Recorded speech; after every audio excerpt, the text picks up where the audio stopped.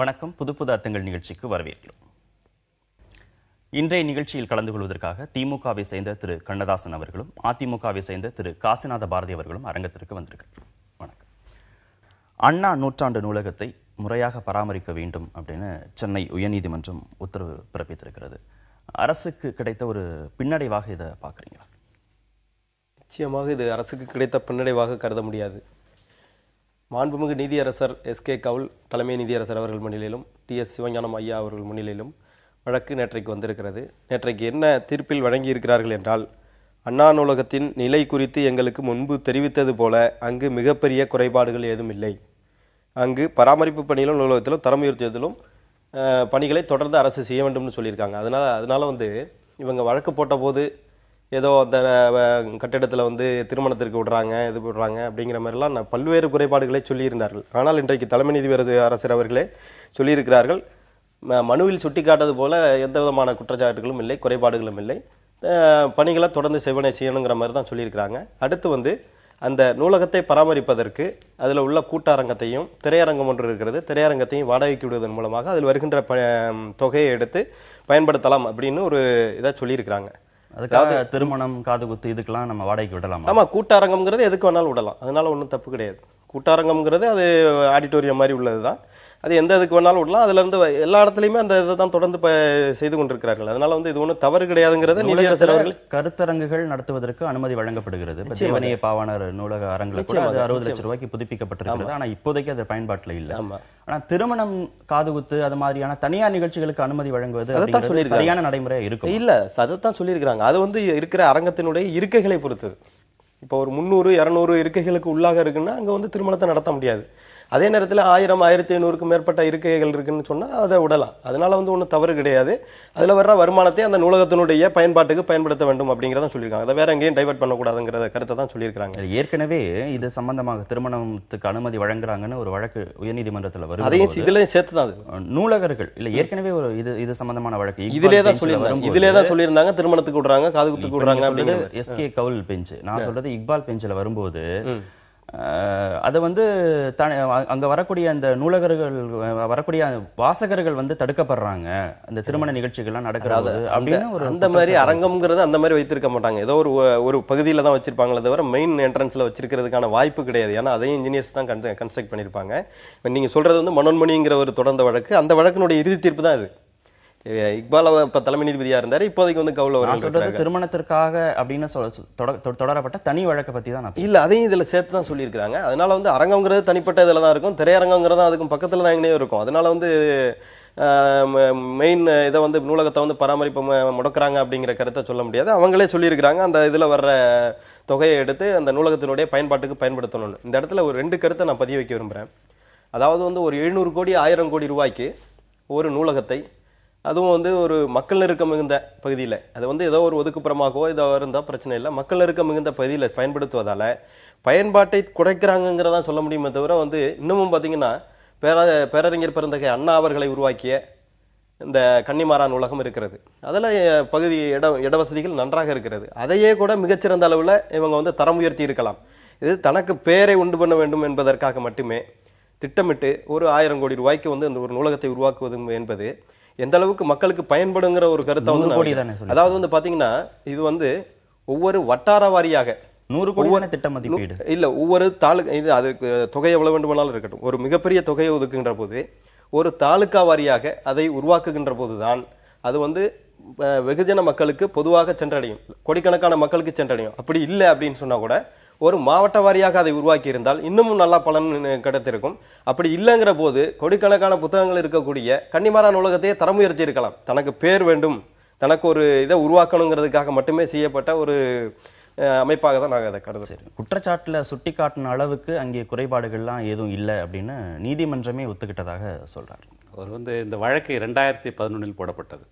2011 போடப்பட்ட பிறகு 2012-13 கிட்டத்தட்ட ஒரு எப்படி இலங்கையில் யாழ் நூலகம் கொளுத்தப்பட்டதோ அதை போல் ஒரு நூலகத்தின் மீதான ஒரு படையெடுப்பாகத்தான் இது கருதும். நண்பர் சொன்னார், இது மாதிரி நூலகம் ஊருக்கு ஒதுக்குப்புறமா இருக்கணும்ன்ட்டு. எந்த நூலகமும் ஊருக்கு ஒதுக்குப்புறமா நம்ம மதுக்கடையாக ஊருக்கு ஒதுக்குப்புறம் கட்டுறதுக்கு நீங்கள் மதுக்கடைகள்லாம் கோயில் பக்கத்தில் பள்ளிக்கூடம்பத்தில் கட்டிக்கிட்டு நூலகத்தை போய் ஊருக்கு ஒதுக்குப்புறமா கட்டுன்ற வாதம் வந்து ஒரு வழக்கறிஞராக எடுத்துக்கிற நான் இது புரியல எனக்கு. ஆக இந்த நூலகம் வந்து ஒரு நூலகம் திறக்கப்படும் பொழுதும் ஒரு நாட்டில் உள்ள கல்வி அறிவு அதிகப்படுத்தப்படுகிறது. மக்கள் புழக்கம் அதிகமாக இல்லாத இடத்துல அந்த நூலகம் இருக்கு அப்படின்னு குற்றம். மக்கள் புழக்கம் கோட்டூர்புரம் வந்து மக்கள் புழக்கம் அதிகம் இல்லாத இடமா? எதுக்கு வந்து பிர்லா கோலகம் இருக்குது, பக்கத்துலேயே வந்து ராஜாஜி நினைவு மண்டபம் இருக்குது, சில்ட்ரன்ஸ் குழந்தைகள் பூங்கா இருக்குது. இது மக்கள் புழக்கம் இல்லாத இடமா என்னன்னு எனக்கு ஒன்றும் புரியல. எனக்கு கோட்டூர்புரத்தை போய் மக்கள் புழக்கம் இல்லாத இடம்னு சொல்கிறது வந்து ஒரு வியப்பாக இருக்குது.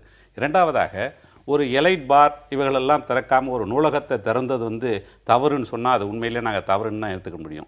என்ன கேட்டால் ஒரு நூலகம் திறக்கப்பட்டது ஒரு எதிர்காலத்தை கருதி. அந்த சாதாரண நூலகம் நண்பர் சொன்னார் கன்னிமரா நூலகம்லாம் இருக்குது, நீங்கள் வந்து அதெல்லாம் முன்னெடுத்து செய்யலான்னு.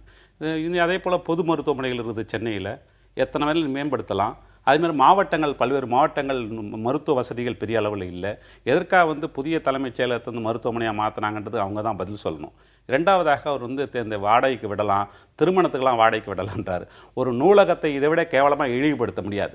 நூலகம் என்பது நான் முடிச்சிடறேன் தலைமை நான் சொன்னேன், ஒரு நூலகம் என்பது ஒரு அமைதியாக உட்கார்ந்து அவர்கள் கல்வியறிவை பெறக்கூடியது. நூலகத்தில் மட்டும்தான் சத்தம் செய்யக்கூடாது என்ற வார்த்தை எல்லா இடத்துலையும் இருக்கும். ஒரு வழக்கறிஞராக ஒரு வழக்கறிஞர் நூலகத்தெல்லாம் பார்த்துருக்கிறார். யாராவது அங்கே இப்போ சத்தம் போட்டு மோளம் அடிச்சுட்டு இருந்தால் யாராவது படிக்க முடியுமா? ஆக அவங்களோட நோக்கம் வந்து வாடகைக்கு விடலான்னு சொல்லலாம் தவிர நீங்கள் கல்யாணம் நடத்துங்க காது குத்து நடத்துங்கலாம் அவங்க சொல்லவே இல்லை. ஆக இந்த திருமணம் நடத்துவது என்பது அந்த நூலகத்தை இழிவுபடுத்துவது போலாகும். இவங்க அப்படி தான் செய்ய போகிறாங்க. ஏன்னு கேட்டேன், சமீபத்தில் பார்த்தீங்கன்னா அதை வந்து வாடகைக்கு விட்டது மட்டும் இல்லாமல் பராமரிப்பு இல்லை. இப்பொழுது அந்த அட்வொகேட் கமிஷனர் போட்ட பிறகு அவசரமாக அங்கே வேலைகள் நடைபெற்றது எல்லா காட்சி ஊடகங்களையும் சரி அச்சு ஊடகங்களையும் சரி ஒரு செய்தியாக வந்தது. அதை சரிப்படுத்தியிருக்கிறாங்க. அதைத்தான் நீதிபதிகள் அப்சர்வேஷனில் சொல்லியிருக்காங்களே தவிர அப்போ சொன்னது இல்லைன்னு சரிப்படுத்தியது உண்மையிலே வரவேற்கத்தக்கது. இந்த அரசு இன்னும் இந்த நீதிமன்றத்தின் உத்தரவை பின்பற்றி அதை மேலும் மேம்படுத்துமையானால் உண்மையிலேயே வந்து கல்வியாளர்களால் வரவேற்கத்தக்க ஒன்று. அது மட்டுமில்லாமல் IAS போன்ற உயர்கல்வி தேர்வுகளுக்கு படிப்பவர்களுக்கு மிகப்பெரிய டிஜிட்டல் லைப்ரரி அங்கே வச்சுருந்தாங்க. அவைகளெல்லாம் மேம்படுத்தப்பட வேண்டும். பணியாளர்கள் நியமிக்கப்படணும். அவங்களுக்கு சம்பளமே கொடுக்காம இத்தனை மாதம் வச்சுருக்கிறாங்க. அவர்களுக்கெல்லாம் உரிய ஊதியம் கொடுத்து அந்த நூலகம் நிர்வகிக்கப்படவே. இவங்க சொன்னாங்க பேருக்காக 100 கோடின்னு. பேருக்காக தான் நான் சொல்கிறேனே, நாங்கள் எலைட் பார் திறந்தோம்னா எங்களுக்கு பேர் வந்திருக்கும். ஆனால் நூலகம் திறந்ததுனால பேருக்காகன்னு சொல்கிறது, அதுவும் பேரறிஞர் அண்ணா பேரில் செப்டம்பர் 15 அவர் பிறந்தநாளில் திறந்தது. இதில் என்ன பேர் எங்களுக்குன்னு ஒன்றும் தெரியல. தமிழகத்தின் கல்வி நிலையம் இன்னொரு முக்கியமான குற்றச்சாட்டு, ஒரே ஒரு நூலகத்துக்கு மட்டும் இவ்வளவு முக்கியத்துவம் கொடுத்து பேசுறாங்க. அதனால கிராமப்புறத்தில் இருக்கிற எத்தனையோ ஆயிரக்கணக்கான நூலகங்கள் ரொம்ப நல்லது. அதாவது தமிழகத்தில் முதல்ல ஒரு சென்னை பல்கலைக்கழகம் மட்டும்தான் ஒட்டுமொத்த தமிழகத்திற்கு ஆந்திரத்துக்கு உட்பட்டு இருந்தது. அதன் பிறகு காலப்போக்கில் ஒவ்வொரு பகுதியிலும் ஒரு பல்கலைக்கழகம் வர ஆரம்பித்தது. அதை போன்ற இந்த துவக்கமாக எடுத்துக்கங்களேன். ஏன் நீங்களும் வந்து இந்த ஆட்சியில் 5 ஆண்டுகளில் எங்கேயாவது இதை போன்ற ஒரு நூலகத்தை திறந்து வைங்களும், யார் வேணாம்னு சொன்னால் வரவேற்க தானே போகிறோம். ஆக இது ஒரு துவக்கம் தான், ஒரு புள்ளியின் துவக்கம். அடுத்தடுத்து தேவைப்படும் பொழுது ஒவ்வொரு மாவட்ட தலைவர்களும் கூட இப்படி நூலகங்கள் வந்தால் வரவேற்கத்தக்க ஒன்று தான். நூலகத்தை அமைக்கிறது மட்டும் அரசோட கடமை கிடையாது, அதை பராமரிக்கிறதும் அரசோட கடமை தான். அந்த நூலகத்தை பராமரிக்க பணிகள் சரியாக நடைபெறுகிறதா இல்லையா அப்படின்னு நான் நேரில் போய் கூட ஆய்வு நடத்துவேன்னு தலைமை நீதிபதி சொல்லல. வழக்கறிஞர் கமிஷனர் தான், அட்வொகேட் கமிஷனர் தான் போய் இந்த ரிப்போர்ட்டை கொடுத்துருக்காங்க. அதை பேஸ் பண்ணி தான் சொல்லியிருக்காங்க. தலைமை நீதிபதி அரசர் அவர்கள் வழங்கிய தீர்ப்பில் நூலக வளாகத்தில் உள்ள கூட்ட அரங்கம், தியேட்டர் ஆகியவற்றை வாடகைக்கு விடுவதன் மூலம் கிடைக்கும் நிதியை கொண்டு நூலகத்தை முழுமையாக பராமரித்து வர வேண்டும்னு சொல்லியிருக்காங்க. நான் சொல்லலை. அதனால அவங்க என்ன தெரியாமலா சொல்றாங்க, காது குத்து நடத்துறாங்களா, கல்யாணம் விடுவாங்களா, கருத்தரங்க நடத்தினா மீட்டிங் மைக் போறங்க சொல்றேன், மைக் வைக்க தான் செய்வாங்க. கருத்தரங்க நடத்தினா நீங்க சொல்ற வாதத்தையே நம்ம எடுத்துக்குவோம். மேல அடிச்சா மட்டும்தான் பிரச்சனை ஆகுமா என்ன? அதாவது அரங்கம்ங்கிறது தனிப்பட்ட இடத்துல உள்ளது. இல்ல இவங்க ஒரு உருவகத்தை கொண்டு வராங்க. என்னன்னா பதில் சொல்லலாம் என்னோட சந்தேகத்துக்கு. நீங்க அங்க வந்து ஒரு கருத்தரங்கு நடத்துறீங்க அப்படின்னா நூலகத்துக்கு வருகிறவர்கள் வந்து கருத்தரங்கு சம்பந்தப்பட்ட தலைப்புகள்ல பிடித்தம் இருக்கு பிடித்தம் இல்லை அப்படிங்கிற அடிப்படையில் அவங்க போய் அதுல கலந்துக்கிறதுக்கான ஒரு குறைந்தபட்ச வாய்ப்பாவது இருக்கு. அங்கே ஒரு காதணி விழாவோ ஒரு திருமணமோ நடந்தா இவங்க வந்து அங்க போய் சாப்பிடுறத தவிர வேற என்ன பங்களிப்பை இந்த வாசகர்கள் கொடுத்துருவோம். என்ன ஒரு உருவகத்தை கொண்டு வர்றாங்கன்னா, ஏதோ லைப்ரரிக்கு நடுவுல அங்க வந்து கூட்டாரங்கம் இருக்கிறது போலவும் அதுல மைக் வச்சா அடிச்சா டிஸ்டர்ப் ஆகுங்கிற மாதிரி ஒரு கருத்தை அண்ணன் சொன்னார். அப்படியெல்லாம் கிடையாது. அவர் பேசும்போது ஒரு விஷயம் சொன்னாரு, சத்தம் போடாதே இல்ல வைக்கக்கூடிய இந்த இன்ஸ்ட்ரக்ஷன், சத்தம் போடாதீர்கள் அப்படின்னு வைக்கக்கூடிய இந்த இன்ஸ்ட்ரக்ஷன் வந்து லைப்ரரியில மட்டும்தான் இருக்கும். அப்ப வாசகர்களுக்கு எந்த விதமான இடையூறும் இல்லாம இருக்க வேணும் அப்படிங்கிறதுக்காக தான் அந்த அறிவிப்பு. இல்ல, இது வந்து ஏதோ ஒரு ஓரத்துல தான் இருக்கு. திருமணங்கள் போன்ற விழாக்கள் நடத்தினா இதெல்லாம் மீறப்படும் அப்படின்னு இவங்க சொல்ற மாதிரி ஏதோ சென்டர் ஆஃப் த பிளேஸ்ல வந்து அந்த அரங்கம் இருக்குங்கிறத நீங்க சொல்ற அந்த மாதிரி இருக்கிறதுக்கான வாய்ப்பும் கிடையாது. ஏன்னா அதையும் இன்ஜினியர்ஸ் தான் கட்டியிருப்பாங்க. அது ஒரு ஓரத்துல பின்பகுதியிலயோ இல்ல, நான் பாக்கலங்க, அதுக்காக ஏதோ ஒரு ஓரத்துல தான் வச்சிருப்பாங்க, சென்டர்ல எல்லாம் வச்சிருக்க மாட்டாங்க. அப்ப நீதியரசர் என்ன தவறாவா சொல்லியிருக்காங்க? அத வந்து கருத்தரங்கம் நடத்துங்கன்னு சொல்லியிருக்காங்க. அப்ப நீங்க சொல்ற மாதிரி கருத்தரங்கம் நடத்தினா மைக் வைக்க தான் செய்ய முடியும், மைக் வச்சா பேச தான் முடியும். அப்ப டிஸ்டர்ப் ஆகுமா இல்லையா? அதெல்லாம் வந்து நீங்க வந்து நீங்க வந்து ஏதோ இதை மட்டும் தான் பேசுறீங்க. ஈழ பிரச்சனை பற்றி எறிஞ்ச போது 1500 கோடி ரூபாய்க்கு செம்மொழி மாநாட்டு 1500 கோடி ரூபாய்க்கு செம்மொழி மாநாட்டை நடத்தி என்ன ரோமாபுரி நகரம் பற்றி எறிந்த போது பிடில் வாதித்த நீரோ மன்னனை போல நீங்க செயல்பட்டு கொண்டிருந்ததெல்லாம் உலக மக்கள், தமிழக மக்கள், தமிழக மக்கள் அறிந்து கொண்டுதான் இருக்கிறார்கள். அன்றைக்கு உங்கள் பேரன் பேத்திகளை விட்டு பாடச் சொல்லியும் ஆடச் சொல்லியும் வேடிக்கை பார்த்ததெல்லாம் தமிழ் மக்கள் தொடர்ந்து புரிந்து கொண்டுதான் இருக்கிறார்கள். அதனால வந்து காலத்தால் நேரத்தால் எல்லாமே மறந்துடுவாங்க தமிழ்நாட்டு மக்கள்னு நீங்க நினைச்சிட்டு இருக்காங்க. தலைமைச் செயலகத்தை மாத்தி வச்சுட்டோம் ஏதோ அப்படி இப்படிங்கிற மாதிரி எல்லாம் பேசக்கூடாது. அன்னைக்கு என்ன நடந்து கொண்டிருந்தது, அன்னைக்கு 1500 கோடி ரூபாய்க்காக நீங்க செம்மொழி மாநாடு நடத்தி நீங்க என்ன பண்ணீங்க, அப்ப அங்க ஈழத்துல என்ன நடந்துகிட்டு இருந்துச்சு எல்லாமே தமிழ் மக்களுக்கு தெரியும். விவாதம் திசை மாற வேண்டாம். எழுத்தாளர்கள் நீதிமன்றத்தோட கண்காணிப்புல இருக்கு. நம்ம தொடர்ந்து பேசலாம். தேமுதிக தலைவர் விஜயகாந்தோடைய பிறந்த நாள் இன்று. பிறந்த நாள் செய்தியாக மதுவிலக்கை அமல்படுத்த தருணம் வந்துவிட்டது அப்படின்னு சொல்லியிருக்கிறாரு. அதற்கான தருணம் வந்துவிட்டதா? இல்லை, பிறந்த நாள்னு சொன்னதுனால நடுநிலையோடு சமூக உணர்வோடு செய்தியை தந்து கொண்டிருக்கக்கூடிய புதிய தலைமுறைக்கு, நேற்றைய பிறந்தநாள் கண்ட புதிய தலைமுறைக்கு என்னுடைய மனமார்ந்த வாழ்த்துக்கள். இன்றைக்கு மதுவிலக்கை பற்றி விஜயகாந்த் அவர்கள் பேசியிருப்பதை பற்றி நீங்கள் கேட்டிருக்கீங்க. மதுவிலக்கை பற்றி யார் பேச வேண்டும்னா மதுவை குடிக்காதவர்கள் தான் பேசணும்.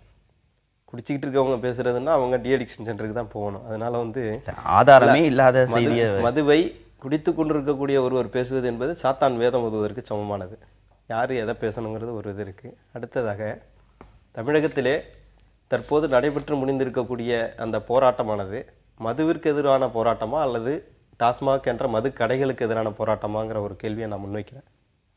ஏன்னா மதுவுக்கு எதிரான போராட்டம்னா அவங்க மக்கள் மன்றத்திலையும் சென்று அதற்கான பிரச்சாரத்தை செய்யணும். ஆனால் இவங்க செய்தது பூராவே மது கடைகளுக்கு எதிரான போராட்டம். அதில் டார்கெட் என்னன்னு கேட்டிங்கன்னா விற்பனை டார்கெட் அல்ல, அந்த டாஸ்மாக் கடைகளை மூடிவிட வேண்டும், அதன் மூலம் வருகின்ற வருமானத்தை இழக்க செய்ய வேண்டும் தமிழக அரசுக்கு, அதன் மூலமாக நலத்திட்டங்களை ஒழிக்க வேண்டுங்கிறது ஒரே குறிக்கோள் தான். இன்னைக்கு இவங்க எடுத்திருக்கக்கூடிய முன்னெடுத்த அந்த போராட்டம் வந்து உண்மையான நோக்கத்தை கொண்டதாக இருந்திருந்தால் இன்றைக்கு அனைத்து இந்திய அண்ணா திராவிட முன்னேற்ற கழகத்தை தவிர அனைத்து அரசியல் இயக்கங்களும் போராடின. அவர்களுடைய தொண்டர்களுக்கு மட்டுமே அவர்கள் அறிவுறுத்திருந்தாலே இன்றைக்கு வந்து தமிழகத்தில் மதுவினுடைய விற்பனை பாதிக்கும் கீழாக கூட குறைந்திருக்க முடியும். ஆனால் தங்களுடைய தொண்டர்களை வலியுறுத்த தவறிய, தங்களுடைய தொண்டர்களுக்கு அறிவுறுத்த தவறிய அந்த அரசியல் கட்சிகள் மது கடைகளுக்கு எதிராக மட்டும் போராடுவதை தமிழக மக்கள் உன்னிப்பாக கூர்ந்து கவனித்து கொண்டு தான் இருக்கிறார்கள். அதனால வந்து இவங்க வந்து உண்மையான நோக்கத்தோடு போராடலாங்கிறது தான் எங்களுடைய தாழ்மையான கருத்து. அடுத்தது பார்த்தீங்கன்னா, இந்த மதுக்கடைகளுக்கு எதிராக போராடிய வைகோ அவர்கள் தன்னுடைய மகன் டொபாக்கோ டொப்போட் என்று சொல்லக்கூடிய அந்த சிகரெட் கம்பெனியினுடைய ஏஜெண்டாக இருக்கிறாரே என்று கேட்கிற போது அதற்கு வேறு விதமான விளக்கத்தை கொடுக்கிறார். அதனால வந்து இவங்களுக்கு நோக்கம் சரியானதாக இல்லைங்கிறதா என்னுடைய கருத்து. விளக்கம் கொடுக்கறதுக்கு இங்க யாரும் இல்லை. சரி, மது கடைகளுக்கு எதிரான போராட்டத்தை தான் கட்சிகள் நடத்துறாங்க, மதுவுக்கு எதிரான போராட்டத்தை இவங்க முன்னெடுக்கவே இல்லை அப்படிங்கிற குற்றச்சாட்டை நீங்க எப்படி பாக்குறீங்க? நண்பர் வந்து அவங்க தலைவியை போலயே தனிநபர் தாக்குதல் வந்து எந்த ஆதாரம் இல்லாமல் என்ன சட்டப்பேரவையில் அவங்க பேசினாங்க, இந்த மாதிரி மது குடிச்சிட்டு வந்திருக்காருன்னா. அப்போ அவருக்கு பதில் சொன்னார், விஜயகாந்த் சொன்னார், எனக்கு இவங்க தான் ஊற்றி கொடுத்தாங்களான்னு கேட்டபடி இப்படி தனிப்பட்ட தாக்குதல்கள்லாம் அரசியலில் மிக அநாகரிகமான ஒன்றாக தான் நான் கருதுறேன். இரண்டாவதாக, இந்த மதுவிலக்கு கொண்டு வர என்ற போராட்டத்தை கொச்சைப்படுத்துவதாக இந்த மாதிரி மதுவிலக்கு கடைகளை மூடுறாங்க. இப்போ இளங்கோவன் வந்து பேசினார், இளங்கோவனுடைய கொடும்பாவி வந்து எரிச்சாங்க. ஏன் இளங்கோவனை எரிக்கலன்னு கேட்குற மாதிரி இருக்குது. அதாவது ஒரு நோக்கம் என்பது ஒரு அடையாளத்தை பின்னிட்டு ஒரு போராட்டம் நடத்துவது. அதனால தான் மது கடைகளுக்கு எதிராக ஒரு போராட்டம் நடைபெறுகிறது.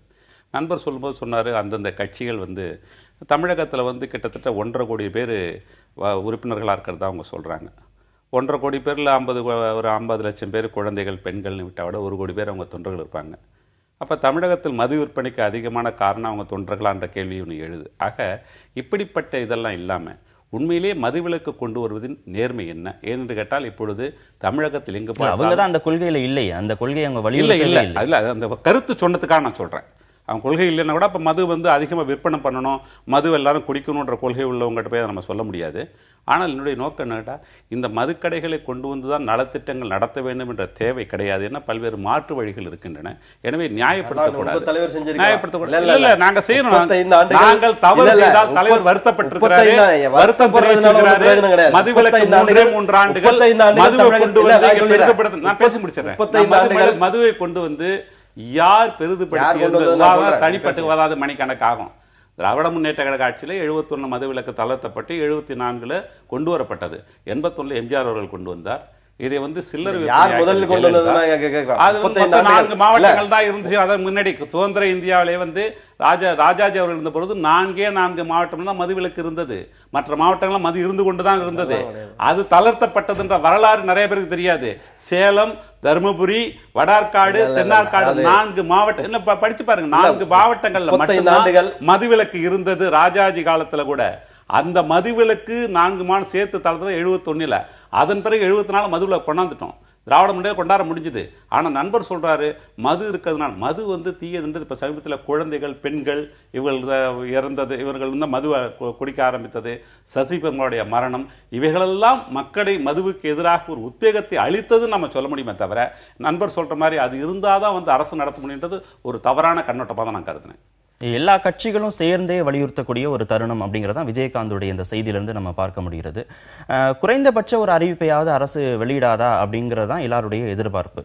அதாவது தமிழகத்துல 35 ஆண்டுகள் இருந்த மதுவிலக்கை ஓமந்தூர் ராமசாமி ரெட்டியார் அவங்க செய்யலங்கிறத இல்ல 35 ஆண்டுகள் இல்ல அதையும் சொல்லணும்ல. அவங்க அவ்வளவு இதா பேசுற போது 35 ஆண்டுகள் இருந்த மதுவிலக்கை நீக்கி 1971 முதலாக மதுவை அறிமுகப்படுத்தியவர் கருணாநிதி அவர்கள் தமிழகத்திற்கு. இல்ல அது வேற விஷயம். அது உங்களுக்கு தெரிஞ்சிருந்திருக்கலாம், எனக்கு நான் இப்ப பறக்கல. அது வேற விஷயம். 1971 அவர் கொண்டுட்டு வருகிற போது மூதறிஞர் ராஜாஜி தன்னுடைய வயோதிக காலத்திலும் கோபாலபுரத்தில் மதுவை கொண்டுட்டு வந்தவங்க அதை பத்தி பேசுறது இது வந்து கசாப்பு கடை வச்சிருக்கிறவங்க வந்து அகிம்சாவாதம் பேசக்கூடாது, வேற யாரும் பேசலாம். தற்போது மக்கள் ராஜாஜி அவர்கள் எல்லோருடைய ஒருமித்த கருத்தாக அது வெளிப்படுகிறதோ அப்படிங்கிற ஒரு சூழல்ல கூட ஏன் அரசு இதை பற்றி சிந்திக்க கூடாது?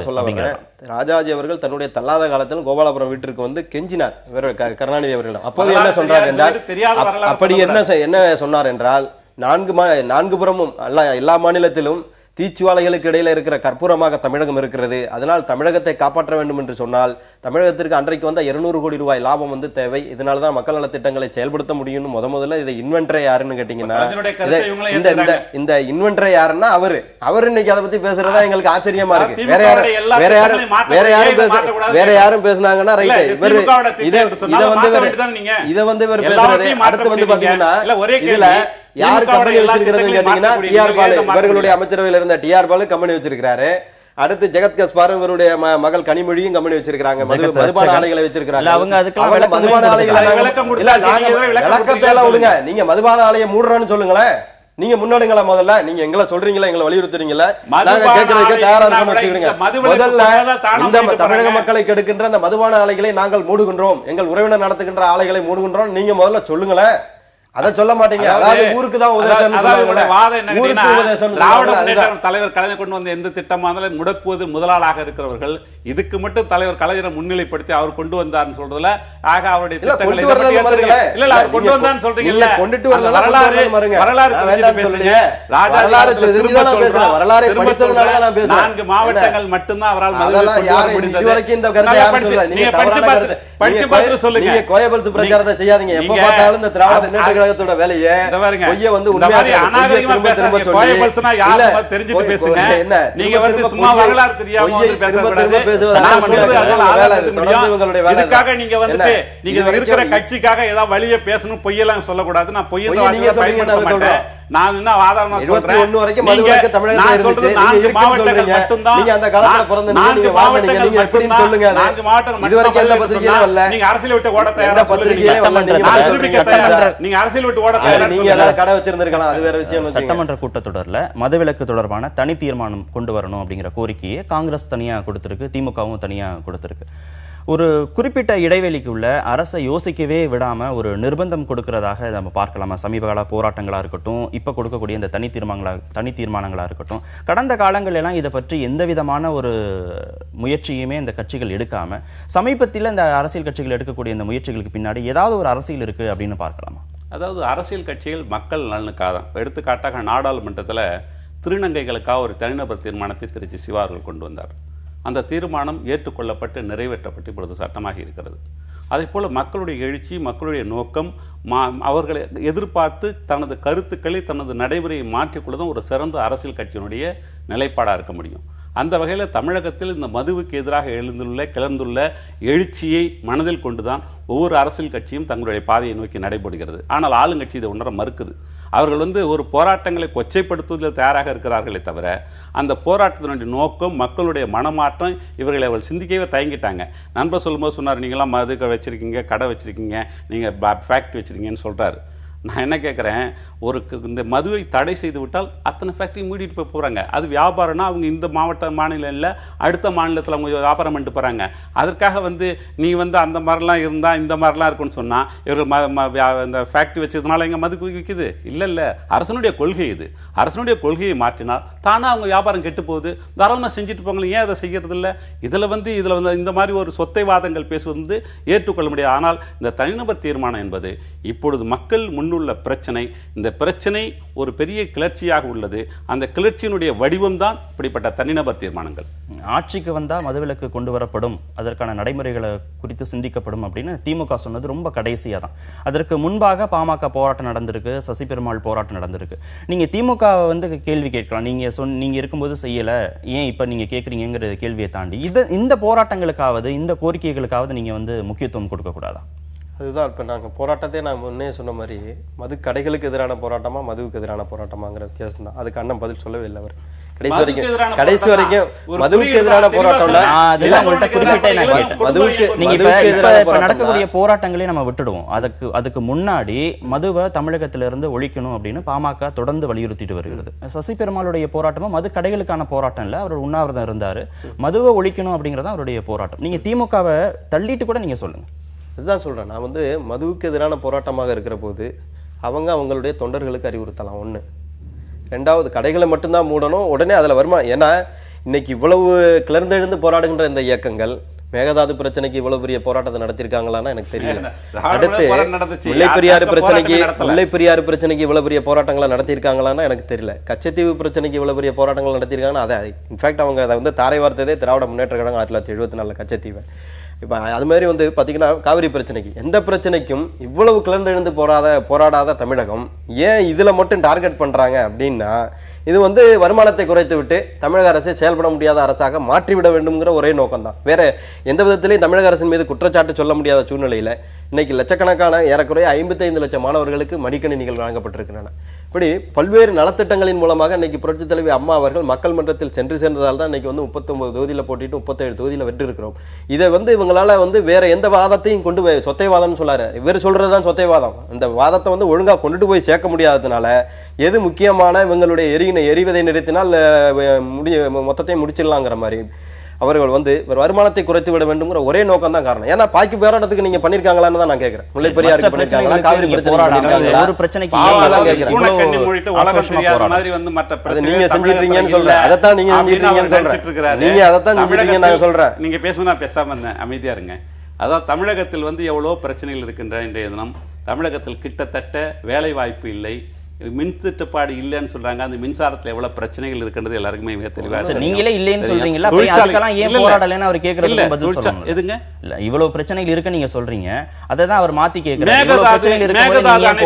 மேகதாது அணை பிரச்சனை இருந்த பொழுது, கர்நாடக உயர்நீதிமன்ற வழக்கு இருந்த பொழுது அதை பற்றி வாய் திறக்காத ஆளுங்கட்சி, விஜயகாந்த் தலைமையில் எல்லாரும் போன பொழுது, அனைத்து கட்சிகளும் போன பொழுது அமைதியா இருந்த கட்சி.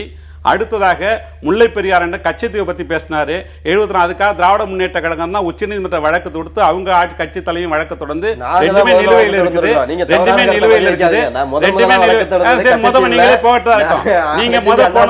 தமிழகத்தை சீரழிச்சல் நாங்கள் அந்த வழக்கு தொடர்ந்திருக்கோம். அதுக்கான அரசமைப்பு சட்ட ரீபெருபாரி வழக்கெல்லாம் மேற்கோள் காட்டி சொல்லி இருக்கிறோம். அன்றைய சூழ்நிலை வேறு, இன்றைய சூழ்நிலை தெரிந்த பொழுது அது தவறு நடத்தணும். அதே போல மதுவிலக்கை பத்தி பேசினாங்க. மதுவிலக்கு கொண்டு வந்ததற்கான நான் வருத்தப்படுகின்ற வெளிப்படையாக அறிவித்த ஒரே தலைவர் கலைஞர் அவர்கள். இவங்க நினைச்சிட்டு இருக்கிறாங்க மது கடைகளை எடுத்து போடுறாங்க, அதனால வருமானம் போயிடும், வருமானம் நலத்திட்டம்னு சொல்லிட்டு. நான் என்ன கேட்கிறேன், மதுவை விட்டுதான் மக்களுக்கு நலத்திட்டம் குற்றச்சாட்டு நம்ம தொடர்ந்து. சட்டப்பேரவையில் வைக்கப்பட்ட அந்த நிகழ்ச்சி நிரலை மீறி நிறைய நிகழ்ச்சிகள் நேற்று நடந்ததாக மு.க. ஸ்டாலின் குறை கூறியிருக்கிறார். உங்களுடைய கருத்து? சட்டப்பேரவை என்பது மக்களுடைய கருத்துக்களை வெளிப்படுத்தக்கூடிய ஒரு மையமாக, மக்கள் நலனுக்கான திட்டங்களை தீட்டக்கூடிய ஒரு அவையாக இருக்க வேண்டும். அலுவல் ஆய்வு குழுவில் ஒரு முடிவெடுக்கிறாங்கன்னு சொன்னால், சட்டப்பேரவை தலைவர் முன்னிலையில் அனைத்து கட்சிகளுடைய அலுவல் ஆய்வு குழுவில் என்னென்ன நடைமுறைகள் கொள்ள வேண்டும் அந்த நிகழ்ச்சிகள் வகுப்பார்கள். அந்த நிகழ்ச்சிகள் படி தான் சட்டப்பேரவை நடக்கும். கிட்டத்தட்ட ஒரு நீதிமன்றத்தை போன்று தான் சட்டப்பேரவை. ஆங்கிலர் வந்து லெஜிஸ்லேச்சர் ஜுடிஷியல் என்று கொண்டு அப்படி தான் கொண்டு வந்தாங்க. அப்படி அந்த நிகழ்ச்சிகளை மீறி நடப்பதென்றால் அவையினுடைய அனுமதி இல்லாமல் நடக்கக்கூடாது. ஆனால் நேற்றைய தினம் அவை கூடிய பொழுது அது கிட்டத்தட்ட 15 நிமிடம் தான் மொத்தமே அவை நடந்திருக்கிறது. அதில் 6 நிமிடம் அந்த முதல்வருடைய புகழ்பாட மட்டும் செலவழிக்கப்பட்டிருக்கிறது. அதில் வந்து இறந்து காலஞ்சென்று ஒரு 10 உறுப்பினர்களுடைய இரங்கல் குறிப்பு முதலாவதாக எடுத்துக்கொள்ளப்பட வேண்டும். இரண்டாவதாக இறந்த மரியாதைக்குரிய அப்துல் கலாம் அவர்கள், MS விஸ்வநாதன், செந்தூர் பாண்டியன் போன்றவர்கள் கொண்டு வந்து இரங்கல் தீர்மானம் பேசணும். பொதுவாக இப்படிப்பட்ட தேசிய தலைவர்கள் இறக்கும் பொழுதோ அதை பற்றி பேசுவதற்கு எதிர்க்கட்சிகளுக்கு வாய்ப்பளிக்கப்பட்டிருக்க வேண்டும். ஆனால் அவைகளெல்லாம் செய்யப்படாமல் சம்பிரதாயத்திற்கு மாறாக ஒரு 6 நிமிடங்கள் எடுத்த உடனே வந்து முதல்வருடைய புகழ்ப்பு, அது அவங்களுடைய உரிமை, அதை யாரும் தலையிட போதில்லை. ஏன்னா சட்டப்பேரவை அப்படி தான் நடந்து கொண்டிருக்கிறது. இப்பொழுது நடக்கக்கூடிய சட்டப்பேரவை இப்படி ஒரு வெளிப்படையான வாதங்களுக்கு அரசின் மீது குற்றம் சாட்டி என்ன செய்ய வேண்டும், இடிப்பாறை இல்லா ஏமராமன்னன் கெடுப்பாரின்றியும் கெடும் என்றார் வள்ளுவர். இப்படி மக்களுடைய குறைகளை எடுத்துச் சொல்லக்கூடிய கடமை எதிர்க்கட்சிகளுக்கு உண்டு. அதை குற்றச்சாட்டாக எடுத்துக்கொள்ளாமல் தங்களுடைய குறைகளை சரி செய்து கொள்ள ஒரு மன்றமாக அதை பயன்படுத்தி கொண்டிருக்க வேண்டும். இதுதான் எதிர்க்கட்சியுடைய எதிர்பார்ப்பு. ஆனால் ஆளுங்கட்சியினர், இப்போ இருக்கக்கூடிய ஆளுங்கட்சியினர் இது வந்து செய்கிறதில்லை. இவங்க என்ன நினைக்கிறாங்கன்னா, அந்த அம்மையாருடைய புகழ் பாடுவது மட்டும்தான் சட்டப்பேரவைக்கு தாங்கள் வந்தனுடைய பிறவை பயன் என்று கருதி கொண்டு செய்து கொண்டிருக்கிறார்கள். இதனால் எதிர்க்கட்சிகள் தங்கள் கருத்துக்களை கூற முடியவில்லை. எதிர்க்கட்சிகள் கருத்துக்களை கூற முயற்சித்தால் அவர்களை வெளியேற்றுவதுதான் நடந்து கொண்டிருக்கிறது. ஆகவே இந்த சட்டப்பேரவையுடைய துவக்கமே எப்படி நடக்கப் போகும் என்பதை கோடிட்டு காட்டுவதாக அமைகிறது என்றுதான் தளபதி அவர்கள் அந்த அறிக்கையை வெளியிட்டிருக்கிறாங்க. இரண்டாவதாக, இந்த மாதிரி நிகழ்ச்சி நிலையில் இல்லாத ஒரு செயலை செய்வது என்பது, அதுவும் கிட்டத்தட்ட 6 நிமிடங்கள் அதை வந்து ஒரு புகழ்பாடு மன்றமாக மாற்றியிருப்பது இன்னும் 19 நாட்களுக்கு எப்படி நடக்கப் போகும் என்பதை ஒரு புள்ளியாக காட்டுகிறது. அலுவல் ஆய்வு கூட்டத்தில் முடிவு செய்யாத விஷயங்கள் வந்து சபையில் நடந்திருக்கு அப்படிங்கிற குற்றச்சாட்டை நீங்கள் எப்படி பார்க்குறீங்க? அது மரபுகள் விதிகள்னு 2 இருக்கு. மரபுகள் மீறப்படலாம், விதிகள் மீறப்படக்கூடாது. இங்கே மரபு தான். மரபுகளை மீறப்பட்டிருக்கு இல்லை, மரபுகளை பற்றி பேசுவதற்கு முதல்ல வந்து தார்மீக உரிமை திராவிட முன்னேற்ற கழகத்திற்கு இருக்கான்னு நீங்கள் கேட்டிங்கன்னா கிடையாது. TN அனந்தநாயகி அவர்கள் சட்டமன்றத்தில் இருந்தபோது அவரை பற்றி இவருடைய தலைவர் கருணாநிதி அவர்கள் அதை விட மோசமானது, ஏன்னா ரெக்கார்டில் வரக்கூடியது. அதில் அவர் TN அனந்தநாயகியை பற்றி எப்படி அறிவுறுக்கத்தக்க வார்த்தைகளை அவர் கூறினார். இதுவும் இதற்கு அடுத்ததாக புரட்சித் தலைவி அம்மா அவர்கள் எதிர்க்கட்சி தலைவராக இருந்தபோது அந்த சட்டமன்றத்திலே இவர்களால் என்ன நாடகம், இவர்களுடைய அமைச்சர் துரைமுருகன் அவர்களால் என்ன நாடகம் நடத்தப்பட்டது, என்ன செய்யப்பட்டதுங்கிறது பொது மக்கள் எல்லாருக்குமே தெரியும். அதனால வந்து மரபுகளை பற்றி யார் பேசுறதுங்கிற ஒரு கேள்வியை இல்ல, என்ன நடந்துச்சு எல்லாம் தெரியும். 89ல என்ன நடந்துச்சு, புரட்சித் தலைவி அம்மா அவர்கள் எதிர்க்கட்சி தலைவராக அந்த சட்டமன்றத்திற்கு வந்த போது உங்களுடைய பொதுப்பணித்துறை அமைச்சராக என்றைக்குமே இருந்து கொண்டிருக்கக்கூடியவர், அவர் அதில் PhD பண்ணவர், அவங்க அமைப்பிலே அப்படிதான் இருக்கும். அவர் தான் அதை பொதுப்பணித்துறைன்னா அவர் தான், வேளாண்மை துறைன்னா அவர் தான் அப்படிங்கிற மாதிரி வச்சிருப்பாங்க. அவர் என்ன பண்ணாரு, என்ன ஏது, என்ன ஒரு, அதாவது சட்டமன்ற மரபுகளுக்கு ஆண்கள் வருவதுங்கிறது ஒரு நிகழ்வு. ஆனால் பெண்கள் வந்து இன்றைக்கு அரசியலில் வந்து போராடி ஒரு இடத்திற்கு வருவது என்பது மிகப்பெரிய விஷயம். அப்படி வருகின்றவர்களை அவமானப்படுத்துகின்ற வேலையை தொடர்ந்து செய்து கொண்டிருக்கக்கூடியவர்கள் திராவிட முன்னேற்ற கழகத்தை சேர்ந்தவர்கள்.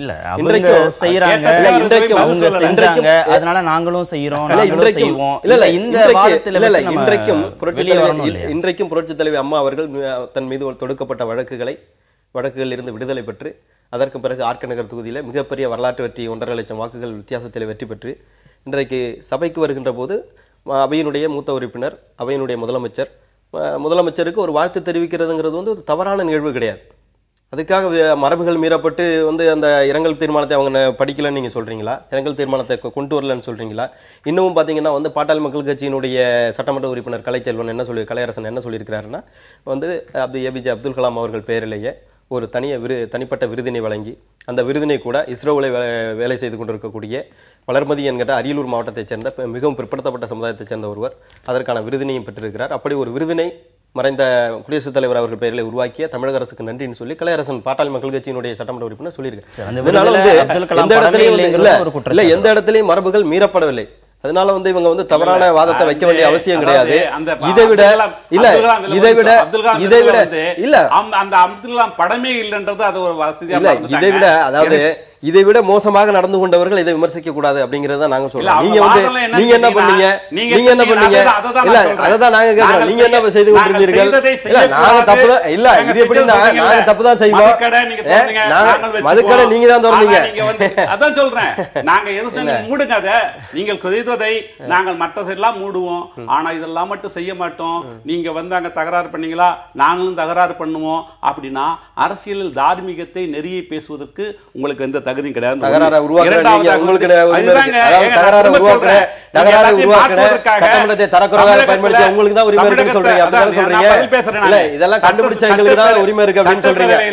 மிக கேவலமான வார்த்தைகளை அவை குறிப்பில் ஏற்றி வைத்த பெருமை இந்த ஆளுங்கட்சிக்கு.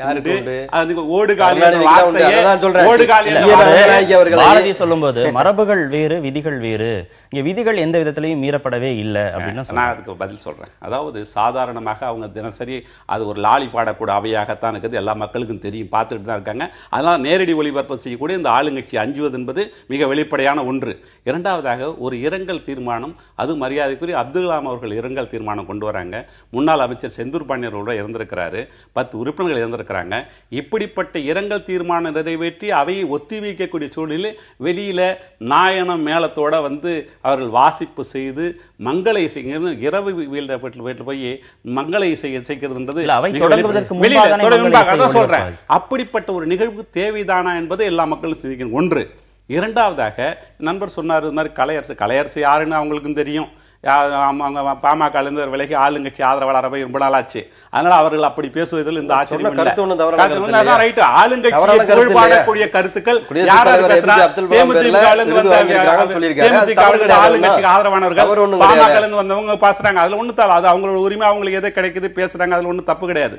ஆனால் விருதுன்னு சொன்னார், வளர்மதினி விருது கொடுத்தாங்கன்ட்டு. அந்த விருதுல அப்துல் கலாம் படம் இருந்ததா?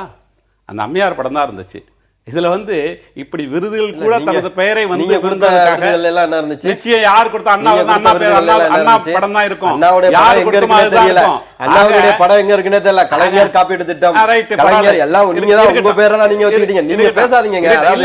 எங்க பேசுறீங்கனாலும் டாய்லெட்டுக்கு மதுக்கடைக்கு மட்டும் தான் அம்மா படம் வைக்கல. மீதி எல்லா பேரும் வச்சிருக்கீங்க. உங்களை பார்க்க இருக்கும். என்ன சுட்டு விரல பாக்கி 3 விரல உங்களை பார்க்க இல்ல பரவாயில்ல. எல்லா தவறுகளும் வரைக்கும் இன்வென்டர் மதுக்கடைக்கு மட்டும் அம்மா படம் வைக்கல. நிகழ்ச்சி நிரல்ல 2 விஷயங்கள் தான் குறிப்பிடப்பட்டிருக்கு. ஒன்னு வந்து 10 உறுப்பினர்களுக்கு இரங்கல் அப்படிங்கிறது, அடுத்ததாக 3 பேருக்கான இரங்கல். இதை தாண்டி மற்ற விஷயங்கள்லாம் ஏன் குறிப்பிடப்படல அப்படிங்கிற கேள்விக்கு உங்களுடைய பதில்? இல்ல மரபுகள், அதான் சொல்றேன். மரபுகள்ங்கிறது வந்து ஏன்னா முதலா இப்பதான் வர்றாங்க. விளக்குல இருந்து விடுவிக்கப்பட்டு முதலாக முதலமைச்சராக பதவியேற்று இதுபடி புரோட்டோகால் படி இப்பதான் வந்து முதலா வர்றாங்க. ஏன் அதுல என்ன தவறு இருக்குன்னு எனக்கு ஒன்றும் தெரியல.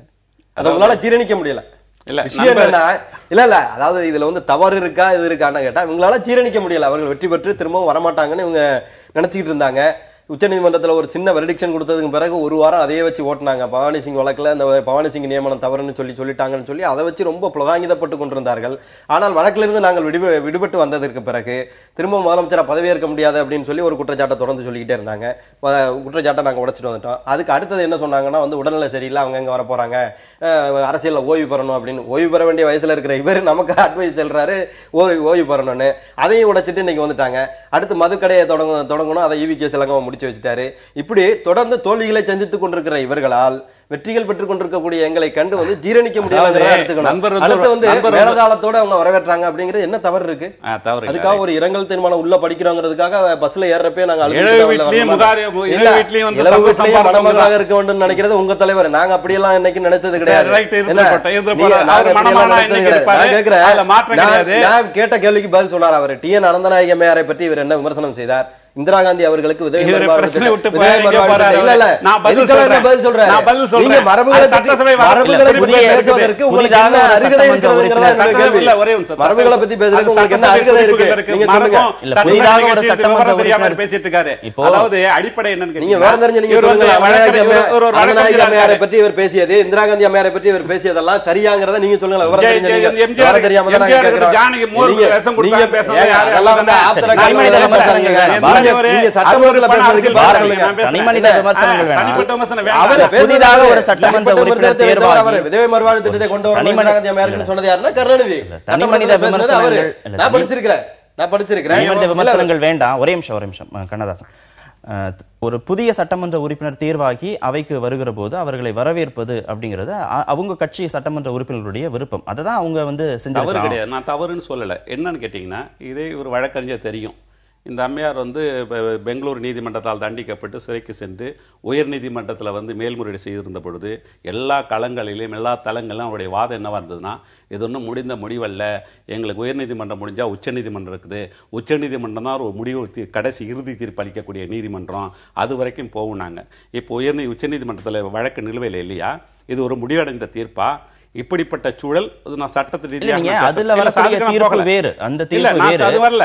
அவங்க ஒரு சூழலில் தற்போது நீதிமன்றத்தால் விடுவிக்கப்பட்டாங்க, தேர்தலில் நின்னாங்க, வெற்றி பெற்றாங்க, ஒரு புதிய உறுப்பினராக மீண்டும் உள்ள வராங்க, முதலமைச்சராக பதவியேற்றிருக்காங்க. இந்த வெற்றியை கொண்டாடக்கூடிய உரிமை அவர்களுக்கு இருக்கத்தானே செய்யுது.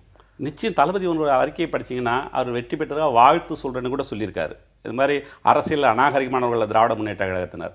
ஆனால் எந்த சூழ்நிலையில் இந்த அவையில் அப்படிப்பட்ட வாழ்த்துப்பா தேவை என்பதுதான் எங்களுடைய எண்ணம். இன்னைக்கு பேசிட்டு போங்க, இன்னைக்கு பிறகு அதான் நடக்க போகுது, எல்லாருக்கும் தெரியும். அங்கே என்ன நடக்க போகுதுன்னா, ஒரு கழிவறை திறப்பதற்கு கூட ஒரு உறுப்பினர் எவ்வளவு நேரம் பேசி ஆளுங்கட்சி உறுப்பினர் கடைசியாக திறக்கப்படுமா என்று கேட்பார்.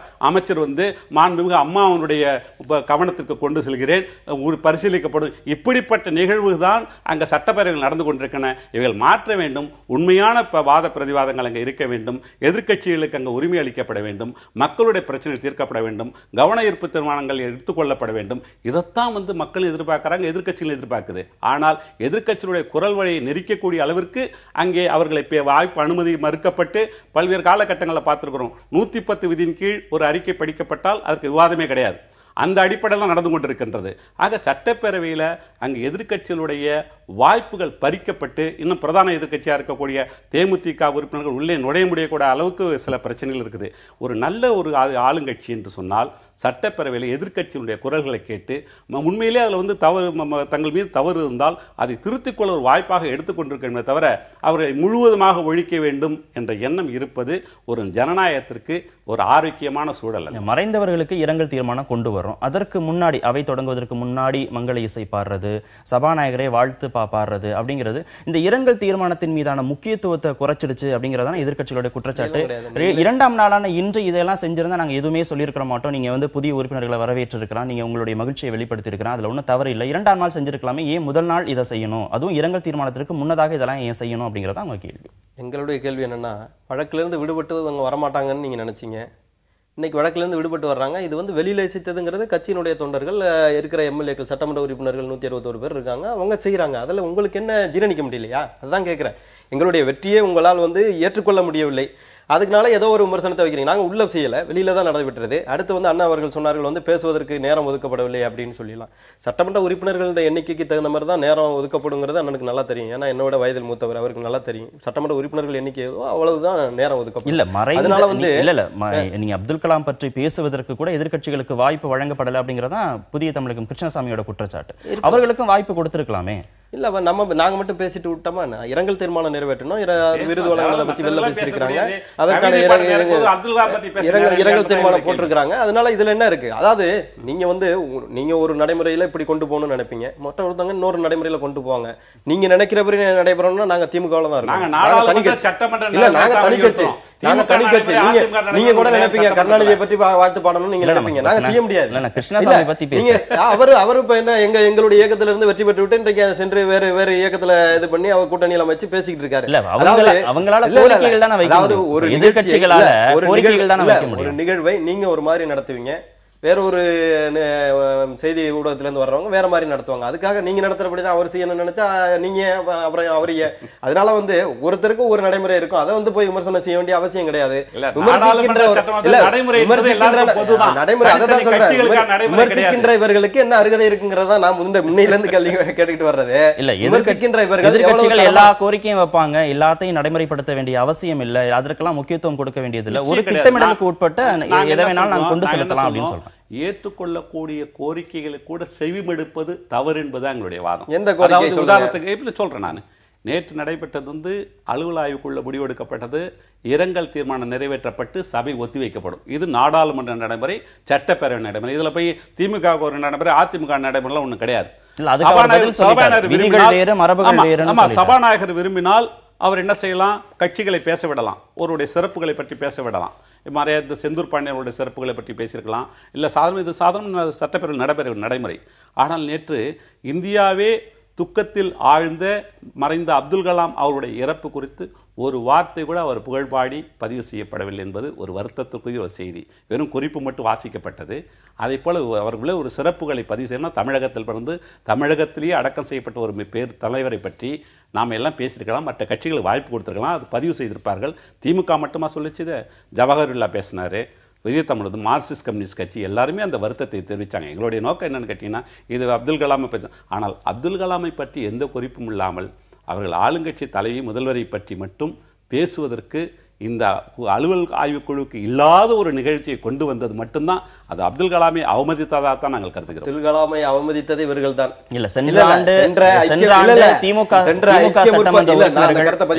ரொம்ப நேரம் இல்ல. சென்ற ஆண்டு திமுக சட்டமன்ற உறுப்பினர்கள் ஒரு கூட்டத்தொடர் முழுவதும் சஸ்பெண்ட் செய்யப்பட்டார்கள். அது சட்டமன்றத்தில் ஜனநாயகம் பாடு அப்படின்னா அவங்க வெளியில கூட்டங்கள்லாம் நடத்தினாங்க. இப்போ இந்த தடவை தேமுதிக சட்டமன்ற உறுப்பினர்கள் இப்போ தொடர்ச்சியாக எதிர்க்கட்சி உறுப்பினர்களை முடக்கக்கூடிய செயலை ஆளுங்கட்சி செய்கிறதா? எதிர்க்கட்சிகள் தொடர்ந்து இந்த குற்றச்சாட்டை முன் வச்சுட்டே இருக்காங்க. எங்களுக்கு பேசுறதுக்கு நேரமே கொடுக்கல, முதலமைச்சர் புகழ் பாடுவதற்கான அதிக நேரம் ஒதுக்கப்படுகிறது, பூஜ்ய நேரத்தில் முக்கியமான பிரச்சனைகளை பேசுவதற்கு நேரம் ஒதுக்கப்படலை அப்படின்னு. ஒரு ஜனநாயக முறைப்படி இருக்கிறதுக்கு எதிர்க்கட்சிகளுடைய செயல்பாடு ரொம்ப முக்கியம் தானே? நிச்சயமாக. அதாவது அண்ணா அவர்கள் ஏபிஜே அப்துல் கலாம் மீது ரொம்ப ரொம்ப மரியாதையோடு பேசிக் கொண்டிருந்தார். சென்ற ஐக்கிய முற்போக்கு கூட்டணி அரசுல ஏற்கனவே குடியரசுத் தலைவராக இருந்த ஏபிஜே அப்துல் கலாம் அவர்களை திரும்பவும் குடியரசுத் தலைவர் வேட்பாளராக நிறுத்தலாமா என்று ஒரு விமர்சனம் சென்று கொண்டிருந்த போது அன்றைக்கு அவருக்கு எதிராக பிரதிபா பாட்டீலை முன்மொழிந்தது அவர்களுடைய தலைவர்.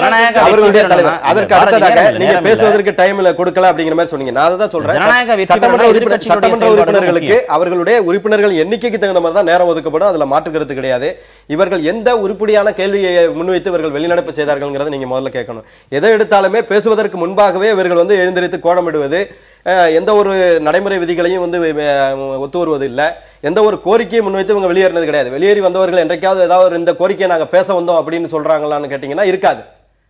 வெறும் கோஷத்தை வெற்றி கோஷங்களை எழுப்புவது, வெற்றி கோஷம் இன்னைக்கு ஒளிபரப்புறாங்க, அதெல்லாம் ஒண்ணும் கிடையாது. இன்றைக்கு ஒளிபரப்புறாங்க, நேரடி ஒளிபரப்பு இன்றைக்கு ஒளிபரப்பப்படுகிறது. இல்ல அதெல்லாம் தேவையில்லை. நீங்க என்ன கோரிக்கை நீங்க வெளிநடப்பு செய்ததா அவர் சொல்றாங்க. நீங்க சொன்னீங்க வெளில சட்டமன்றத்தில் படும் பாடு அப்படின்னு சொல்லி அவங்க போராட்டம் நடத்துறாங்க போறாங்கன்னு. எந்த கோரிக்கையை இவர்கள் எழுப்பி அங்க இருந்து வெளிநடப்பு செய்தாங்க அதை சொல்ல சொல்லுங்க.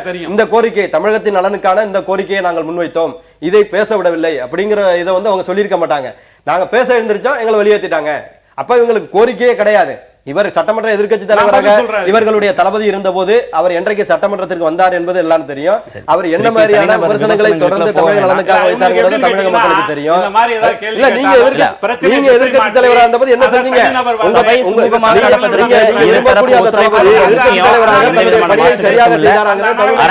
உங்களுடைய கருத்துக்களை பதிவு செய்ததற்கு மிக்க நன்றி. நேர்களை மற்றொரு நிகழ்ச்சியில் சந்திக்கலாம். நன்றி, வணக்கம்.